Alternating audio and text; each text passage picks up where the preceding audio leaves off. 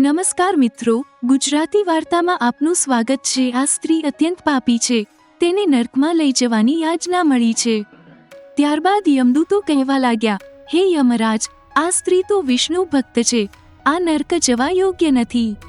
તેણે સાંજના સમયે તુલસી પાસે દીવો પ્રગટાવ્યો છે, આ કારણે તેના તમામ પાપ નાશ પામ્યા છે। તેથી હવે તે નર્કમાં જવાની પાત્ર નથી, તે સ્વર્ગમાં જવાની પાત્ર બની ગઈ છે। યમદૂતોની વાત સાંભળીને ભગવાન વિષ્ણુના પાર્ષદો આવી ગયા। તેમણે સમજાવ્યું કે તુલસીના છોડનું ખૂબ મહત્વ છે। સનાતન હિન્દુ ધર્મમાં તુલસીના છોડને પવિત્ર અને વિષ્ણુને પ્રિય માનવામાં આવે છે। ભગવાન શ્રી હરિ કહે છે કે જેમ વૈકુંઠને દેવી લક્ષ્મીથી ઐશ્વર્ય પ્રાપ્ત થાય છે, તેમ તુલસીના કારણે વૈકુંઠમાં પવિત્રતા પ્રાપ્ત થાય છે। ધરતી પર જ્યાં તુલસીનો છોડ હશે, તે જગ્યાએ ક્યારેય પણ દુષ્ટતાનો વાસ નહીં થાય, તે જગ્યા સૌથી પવિત્ર હશે। તેથી આપણે ઘરમાં તુલસીનો છોડ લગાવવો જોઈએ। તુલસી પાસે દીવો કરવાથી શું થાય છે તે વિશે ભગવાન શ્રી કૃષ્ણ દેવી સત્યભામાને પ્રાચીન મહાન વાર્તા સંભળાવે છે। એક વખત દેવી સત્યભામા ભગવાન શ્રી કૃષ્ણ પાસે આવ્યા અને પૂછવા લાગ્યા કે, હે સ્વામી, તમે મને તુલસીના છોડને પાણી આપવાનું મહત્વ કહ્યું છે, પણ તુલસી પાસે દીવો પ્રગટાવવાનું મહત્વ શું છે? દરરોજ સાંજે તુલસી પાસે દીવો કેમ પ્રગટવામાં આવે છે? તેનાથી વ્યક્તિને શું ફાયદો થાય છે? તુલસી પાસે દીવો પ્રગટાવવાની રીત શું છે અને દીવો કરતી વખતે કયા મંત્રનો પાઠ કરવો જોઈએ? કૃપા કરીને મને વિગતવાર જણાવો। ભગવાન શ્રી કૃષ્ણ કહે છે, હે દેવી, આજે તમે સમગ્ર વિશ્વના કલ્યાણની ભાવનાથી એક ખૂબ જ સારો પ્રશ્ન પૂછ્યો છે। તમારો આ પ્રશ્નનો જવાબ આપતા પહેલા હું તમને એક પ્રાચીન ઇતિહાસ સંભળાવું છું, જેથી કરીને તમારે બધા જ પ્રશ્નોના ઉત્તર મળી શકે। આ કથાને ધ્યાનપૂર્વક સાંભળવા માત્રથી જ વ્યક્તિને 100 વર્ષ તુલસી પાસે દીવો પ્રગટાવવાનો ફળ મળે છે।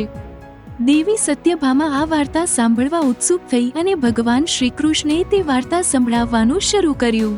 હે દેવી, તે ભૂતકાળની વાર્તા છે। દક્ષિણ ભદ્રા નામની એક બહુ મોટી નદી છે। તે જ નદીના કિનારે હરિહરપુર નામનો ખૂબ જ સુંદર શહેર વસેલું છે। આ જ શહેરમાં હરિ દીક્ષિત નામનો એક બ્રાહ્મણ રહેતો હતો। તે અત્યંત ગુણવાન, ચરિત્રવાન અને ધર્મ કાર્ય કરનારા તથા શાસ્ત્રોના માર્ગ પર ચાલનારા હતા। તેમણે તમામ શાસ્ત્રોનો અભ્યાસ કર્યો હતો। તેની એક પત્ની હતી, જેને લોકો દુરાચાર્ય કહીને બોલાવતા હતા। તે હંમેશા તેના પતિને અપમાનિત કરતી, તેના પતિ માટે કુવાક્ય કહેતી અને પીડા આપતી। તેણીએ ક્યારેય તેના પતિ માટે ભોજન રાંધ્યું ન હતું, તેના પતિ સાથે પ્રેમથી વર્તાવ ન કર્યો હતો। જ્યારે પણ તેના પતિના મિત્રો અને પરિવારના સભ્યો આવ્યા, તે તેમનું અપમાન કરતી અને બગાડી દેતી। તે વાસનાથી પાગલ હતી અને અન્ય વ્યભિચારી સ્ત્રીઓ સાથે સતત ફરતી। તેનું મન તેના પતિને બદલે અન્ય પુરુષો પર કેન્દ્રિત હતું। તે ક્યારેય પતિ સાથે પ્રેમથી વાત ન કરતી, પરંતુ અન્ય સુંદર પુરુષો સાથે બેસીને વાતો કરતી। તે અન્ય પુરુષોને આકર્ષવા માટે પોશાક પહેરીને ગામમાં ફરવા જતી। કેટલીક વાર તે જંગલમાં ઝાડ નીચે ઊભી રહેતી અને સુંદર પુરુષોની રાહ જોતી હતી। એક દિવસ તે અપમાનિત સ્ત્રી જંગલમાં ગઈ અને એક ઝાડ નીચે ઊભી રહી।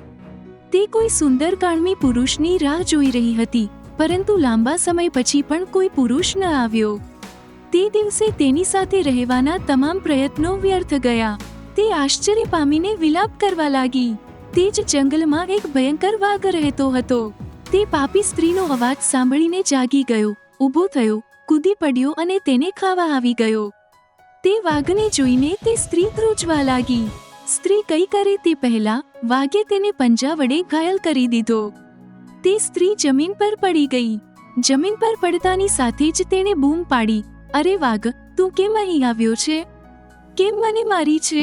હું અહીં મારા પ્રિય લોકોને શોધી રહી હતી, તું મને મારીને શું મળશે? તે સ્ત્રીના શબ્દો સાંભળીને વાઘ થંભી ગયો અને હસવા લાગી।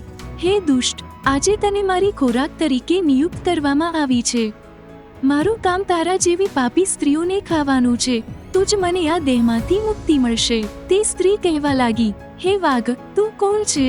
સાચું કહો, તારા જેવા બનવું કેમ પડ્યું અને તું મારી જેમની સ્ત્રીઓનું ભક્ષણ કેમ કરે છે? પહેલા મને આખી વાત કહો અને પછી મને ખાઓ। ત્યારે તે વાઘ તે સ્ત્રીને તેની આગલા જન્મની વાર્તા સંભળાવવાનું શરૂ કરે છે। હે પાપી, હું તને મારા આગલા જન્મની વાર્તા કહું. દક્ષિણ દેશમાં મુનિપુર નામનું એક સ્થળ હતું. ત્યાં એક નદી હતી. તે નદીના કિનારે હું રહેતો હતો. હું યજ્ઞ કરતો, પરંતુ પૈસાના લોભમાં પાપી માટે યજ્ઞ કરતો. આ જીવનમાં મેં ઘણા પાપ કર્યા.